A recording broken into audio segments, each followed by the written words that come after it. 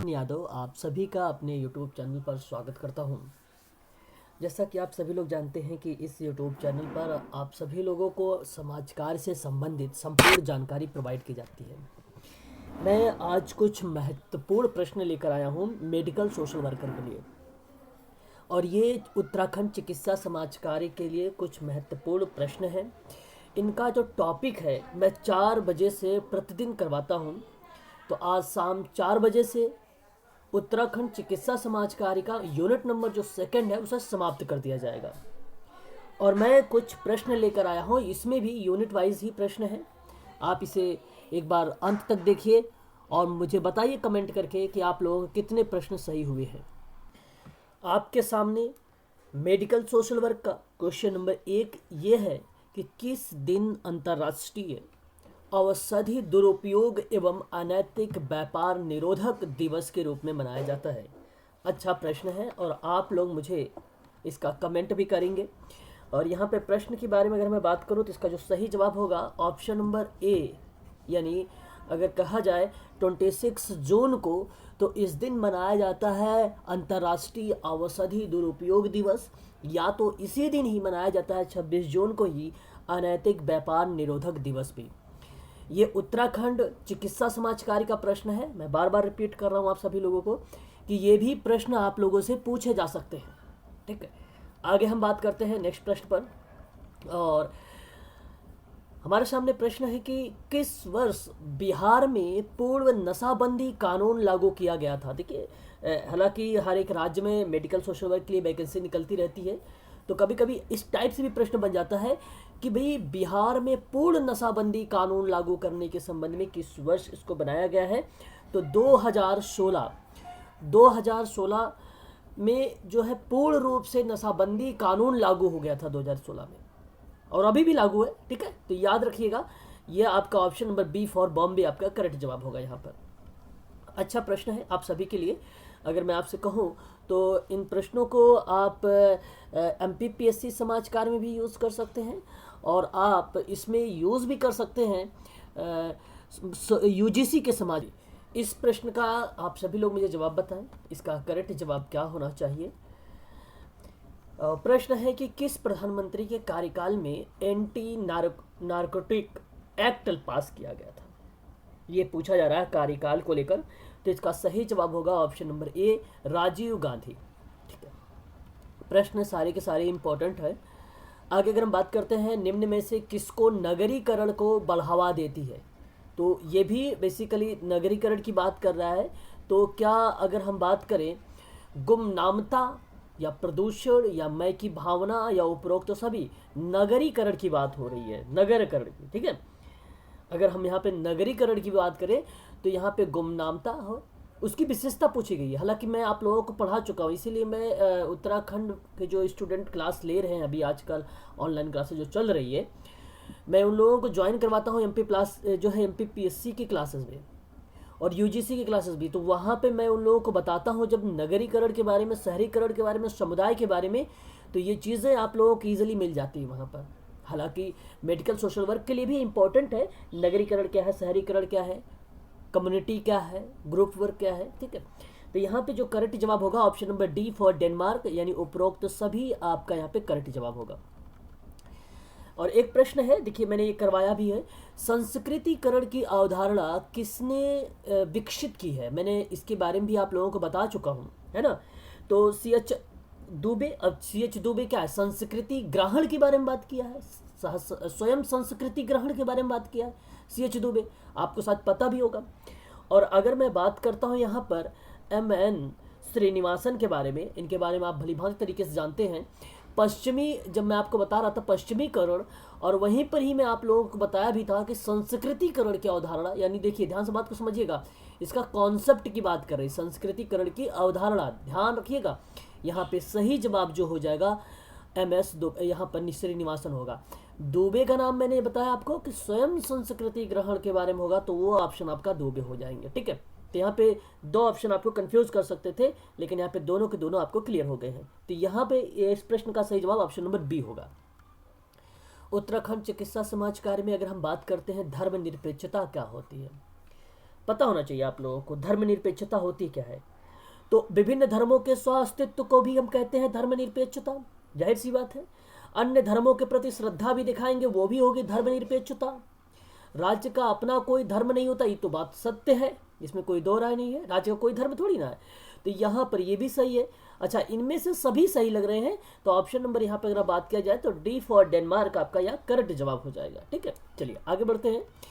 आप लोगों को कमेंट भी करना है और लास्ट में बताना है कि कितने क्वेश्चन आप लोगों ने सही किया है। ये मेडिकल सोशल वर्क के लिए है, इंपॉर्टेंट क्वेश्चन है। अगर आप देखें जम्मू कश्मीर का भी, तो वहाँ पर भी इनमें से प्रश्न मिले हुए हैं, आप पेपर उठाकर उनका देखना।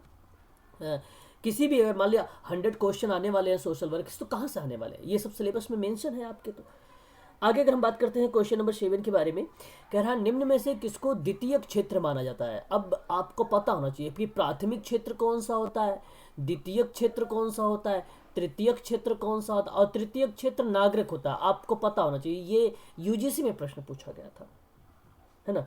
तो नागरिक, अब नागरिक तो यहाँ है। अच्छा, यहाँ अगर मैं बात करूँ आपसे, तो यहाँ जो आप देख रहे हैं ऑप्शन नंबर डी उद्योग, ये उद्योग आपका द्वितीय आ जाएगा, द्वितीय क्षेत्र आ जाएगा। यहाँ पे केवल क्षेत्र के बारे में रिप्रेजेंट किया था, यहाँ पर मेंशन कुछ नहीं किया था, केवल क्षेत्र में बताना था। बाकी कृषि और व्यापार और सेवा जो है ये प्राथमिक क्षेत्र होते हैं।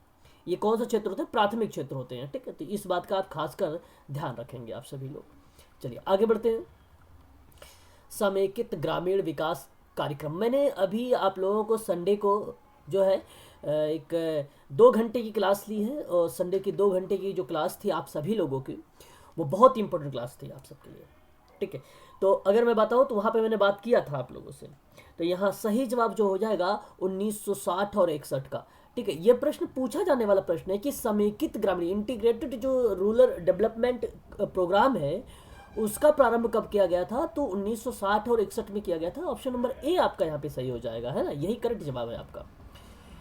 किसने कहा है कि जो नागरिकता है एक जीवन पद्धति है। ये देखो स्टेटमेंट आ गया है, तो एक व्यक्ति का है, और ये रॉस महोदय होंगे, बर्गल होंगे कि व्यर्थ होंगे, यानी वही है, बेर्था रेनॉल्ड है इनका नाम, यहाँ पे लिखा हुआ है, कारपेंटर होंगे।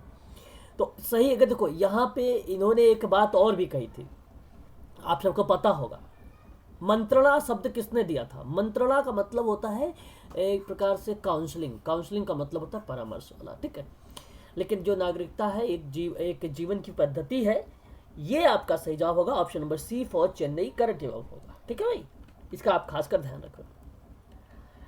अब ये भी मैंने करवा रखा है ना, कि कब सती प्रथा निषेध अधिनियम पारित। देखो मेडिकल सोशल वर्क में बेसिकली जानने की कोशिश करता है एग्जामिनर कि आपको क्या क्या चीज़ें पता है, आप कैसे कैसे कम्युनिटी में, ग्रुप में और व्यक्ति के साथ काम करेंगे, कौन कौन सी योजनाएं हैं, कैसे ग्रामीण का विकास करेंगे, है ना। यही सब तो प्रश्न पूछा जाता है मेडिकल सोशल वर्क में, है ना। कैसे आप लोगों को गाइडेंस करेंगे। तो कब सती प्रथा निषेध अधिनियम पारित किया गया था, प्रश्न अच्छा है, आप सबको पता होगा। यहाँ पर सही जवाब आपको मैं बता देता हूँ, ऑप्शन आपको कोई नहीं मिल रहा है, लेकिन यहाँ पे निषेध प्रतिषेध पारित होने के रूप में सन 1859 का ऑप्शन नंबर आपका यहाँ पे बी फॉर बॉम्बे करेक्ट जवाब होगा। आर्य समाज की देखो जो है स्थापना कब हुई थी ये भी मैंने सबको बता रखा है, कई बार ये प्रश्न आया भी है। 1875 ऑप्शन नंबर ए सही होगा। उत्तराखंड चिकित्सा समाज कार्य में अगर हम बात करें तो एक और प्रश्न आता है कि स्त्रियों और कन्याओं का अनैतिक व्यापार अधिनियम कब पारित किया गया था। ये भी प्रश्न अच्छा है, तो यहाँ पे सही जवाब हो जाएगा ऑप्शन नंबर सी 1956। मैंने ये भी करवा रखा है आप लोगों को, सारे के सारे प्रश्न करवा रखे हैं आप सबके टॉपिक वाइज। गांव से लोगों को अगर मान लीजिए शहर की ओर पलायन कर रहे हैं या शहर की ओर आ रहे हैं और शहरी में मूल्यों को अपनाने को हम क्या कहेंगे, फिर वो लोग क्या कर रहे हैं उसको अपना ले रहे हैं। अब ये प्रश्न बड़ा अच्छा है ना। इसको नगरीकरण कहते हैं, इसको क्या बोलते हैं, नगरीकरण बोलते हैं। और संस्कृतिकरण, पश्चिमीकरण ये आपका श्रीनिवासन का है, ठीक है, इसे आप ध्यान रखेंगे। यहाँ पर नगरीकरण वो होता है, ऑप्शन नंबर बी सही हो जाएगा आपका। किसने कहा कि केवल उत्पादन में होने वाली वृद्धि है ना और प्रति व्यक्ति आय में वृद्धि होना आधुनिकीकरण नहीं है। अच्छा, ये स्टेटमेंट है किसी विद्वानों का, अब वो आप नाम बताएंगे उस विद्वान का। तो मैं आपको बता दूं कि केवल उत्पादन में होने वाली वृद्धि और प्रति व्यक्ति आय में वृद्धि आधुनिकीकरण नहीं होता है, वह स्वयं संस्कृति ग्रहण होता है। तो एक इनका एक विचार था, इनका एक विचार था, ठीक है, कहने का मतलब। तो ये आपका सही जवाब है, जो है SC दोबे का होगा। यहाँ पे सही जवाब option number B for Bombay होगा आपका करेक्ट जवाब, ठीक है। Social change in modern India नामक लेखक एक पुस्तक है, आप लोगों को भलीभांति तरीके से पता होगा। यहाँ पे जब मॉडर्न इन इंडिया लिख दिया जाए तो श्रीनिवासन का, मैंने इसकी भी PDF जो आप लोगों को दे रखा है, मुझे पता है। तो इसका जवाब आपका यहाँ पे सही जवाब है ये। लेकिन अगर हम बात करते हैं सोशल चेंज की, जो 1922 में किया गया था, आपको पता होगा अच्छे तरीके से, उनका नाम था आगबन। क्या नाम था? आगबन नाम था, ठीक है। आगे हम बात करते हैं ब्राह्मणीकरण की अवधारणा किसके द्वारा दी गई है। ब्राह्मणीकरण की अवधारणा किसके द्वारा दी गई? श्रीनिवासन, बहुत फेमस पर्सन है। जब भी समाज शास्त्र में कोई प्रश्न बनाया जाता है तो ये श्रीनिवासन को लेकर जो है SC दोबे का नाम लेकर इन्हीं से प्रश्न ज़्यादातर बनाने की कोशिश की जाती है। बल्कि कार्ल मार्क्स और भी लोग हैं, टालकाट पार्सन्स भी हैं, ठीक है, तो उनके अलग कॉन्सेप्ट में आता है। लेकिन संस्कृतिकरण में ये दोनों लोगों का ही नाम बेसिकली बड़ी फेमस है ना। आगे अगर हम बात करते हैं, धर्म निरपेक्षीकरण की प्रक्रिया किस विचार पर अधिक प्रभावी होता है। अब आप लोगों को पता होना चाहिए इसमें तो देखो, पवित्र तो बिल्कुल नहीं। देखो यहाँ पे धर्म निरपेक्षीकरण की प्रक्रिया जो है किस विचार पर अधिक प्रभावी होगा, नहीं पवित्रता पे भी नहीं होगा, अधिक पर अपवित्रता पे भी। देखो यहाँ ऑप्शन नंबर D फॉर, देखो यहाँ पे D फॉर डेनमार्क आपका करेक्ट होगा। प्रश्न कभी कभी ऐसे भी पूछे जाते हैं, ठीक है, आप लोग इसका भी ध्यान रखें, आप सभी लोग, कि धर्म निरपेक्षीकरण की प्रक्रिया किस विचार को अधिक प्रभावी करती, ना ही पवित्र को और ना ही अपवित्र को भी। तो इनमें से कोई भी ऑप्शन नहीं है, ठीक है। तो ऑप्शन नंबर यहाँ पर अगर हम बात करें तो D फॉर डेनमार्क आपका यहाँ पे करेक्ट जवाब होगा। तो ये आप लोग खासकर इसका, इन प्रश्नों का ध्यान रखें, आप विचार करें इन प्रश्नों पर, है ना। आगे बात करते हैं, सूचना का अधिकार का जो है अधिनियम कब लागू किया गया। अच्छा प्रश्न है, आप लोगों को भलीभांति तरीके से पता होगा, 15 अक्टूबर 2006 को किया गया था। लेकिन आप ये मत कहिएगा कि भाई जो RTE, मैंने आप लोगों को जो है, सॉरी यहाँ पे राइट टू इंफॉर्मेशन है, जो है RTI, तो आप सबको पता होगा। आप लोग बोलते हैं 2005, बात ठीक है, इसमें कोई दो राय नहीं है, लाया गया उसी समय उसका नाम। लेकिन यहाँ पे प्रश्न पूछा लागू, अभी एक बार प्रश्न आया था PWD करके कि ये लागू कब किया गया, और 1995 था। काफ़ी बच्चों ने 1995 लगा के आए, जो कि वो गलत था। 1996 था वो, ठीक उसी प्रकार का ये प्रश्न है। तो यहाँ पे सही जवाब हो जाएगा D फॉर डेनमार्क, आपका 15 अक्टूबर 2006 का आपका सही जवाब हो जाएगा। यहाँ पर प्रश्नों को ध्यानपूर्वक अगर जब विचार करेंगे तो आप इजीली कर लेंगे। आगे अगर हम बात करते हैं कि ग्रामीण से नगरी के क्षेत्र में रूपांतरित होने वाला जो पहला देश वो कौन सा, ग्रामीण से नगरी क्षेत्र में रूपांतरित होने वाला पहला देश कौन सा है। अच्छा प्रश्न है, आपको पता होना चाहिए। अगर हम बात करें तो ये ब्रिटेन है, ब्रिटेन को हम बोलते हैं यूके का मतलब इंग्लैंड, है ना। आपको ये सारी चीज़ें पता होना चाहिए। तो ग्रामीण से नगरीय क्षेत्र में रूपांतरित होने वाला जो पहला देश था वो पहले ब्रिटेन ही था, ठीक है, इसे आप ध्यान रखेंगे, ठीक है। हालांकि अमेरिका और ब्रिटेन और इंडिया से ही हिस्ट्री से प्रश्न बनाए जाते हैं बेसिकली, और हालांकि बहुत जगह है, फ्रांस आपको आ जाएगा, फ्रांस आ जाएगा, इंडोनेशिया आ जाएगा, वियतनाम आ जाएगा, बहुत सारी चीज़ें हैं। अगर आप कहेंगे तो मैं उसका भी कंटेंट आप लोगों को प्रोवाइड करा दूंगा, ठीक है। आगे हम बात करते हैं जो है मॉडर्नाइजेशन, ठीक है, मॉडर्नाइजेशन ऑफ इंडियन ट्रेडिशन के बारे में बात कर रहा है। तो जो मॉडर्नाइजेशन ऑफ इंडियन ट्रेडिशन है उसकी पुस्तक है ये पुस्तक किसने लिखा है ना, अच्छी पुस्तक है। तो इस पुस्तक का नाम आपको बताना है, और मैं आपको बताता हूँ इसका सही जवाब ऑप्शन नंबर आपका C योगेंद्र सिंह का है, ठीक है, योगेंद्र सिंह का है। मैं एक प्रश्न आप लोगों से कर रहा हूँ, इस प्रश्न का आप लोग मुझे कमेंट में जवाब देंगे, और फिर मैं आपको अगली वाली क्लास में मैं आपको उसका आंसर भी बताऊँगा, ठीक है। आप लोग उसे लिख लीजिए, organisation and social change, organisation and social change नामक पुस्तक किसने लिखा है। याद रखिएगा, मैंने सोशल चेंज के साथ साथ ऑर्गेनाइजेशन को भी जोड़ा है। यह आप लोग मुझे कमेंट करके बताइएगा, ठीक है, कि इसकी किताब के लेखक कौन है, ठीक है, एंडरसन है, कोरकन है, कि MS राव है, कि बर्गल है, ठीक है, यह आपको बताने हैं कमेंट में। तो ये था आप लोगों के लिए उत्तराखंड चिकित्सा समाज कार्य यानी मेडिकल सोशल वर्क के समाज कार्य के, और आप सब भलीभांति तरीके से जानते हैं कि मेडिकल सोशल वर्क की जो क्लासेस हैं वो ऑनलाइन स्टार्ट हो चुकी है, चल रही है। यदि आपको किसी चीज़ के बारे में जानकारी चाहिए तो आप इस नंबर पर चाहिए तो व्हाट्सअप कर लीजिए, या तो आप मुझे व्हाट्सअप करके या तो कॉल करके आप मुझसे जानकारी पूछ सकते हैं। तो मेडिकल सोशल वर्क की ऑनलाइन क्लासेस स्टार्ट है और ये क्लासेस चलती है शाम को 4 बजे, और ये वीडियो होती है रिकॉर्डेड, और ये टॉपिक वाइज मैं आपको करवा रहा हूँ। यूनिट नंबर 2 आज समाप्त करूँगा और उसके बाद आप लोगों का फिर यूनिट नंबर 2 पे मैं क्या कराऊंगा, प्रैक्टिस करवाऊंगा, क्वेश्चंस भी करवाऊंगा आप सभी के। ठीक है, ठीक उसी प्रकार से MPPSC में भी क्लासेस चल रही है।